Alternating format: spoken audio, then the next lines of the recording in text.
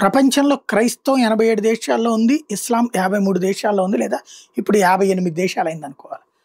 At the same time ఈ 2 కానటువంటి మతాలు హిందుత్వం, అటు పక్కన ఏదైతే యూదు, ఇది మతం అనాలా, జీవన విధానం అనాలా, ఎవరి ఆస్పెక్ట్ వాళ్ళది. కానీ ఈ 2 మతాలకు సంబంధించినటువంటి అంశం అయితే మాత్రం ప్రాబ్లం ఏంటంటే దీన్ని నాశనం చేయాలని కుట్రలు జరిగి చివరికి ఈ 2 సహజ మిత్రులైన ఇస్లామిక్ దేశాలు యూదు జాతిని అంతం చేయాలనుకుంటే, క్రైస్తవ దేశాలు ఇస్లామిక్ దేశాలు 2 కూడా హిందూ జాతిని అంతం చేయాలనుకుంటున్నాయి.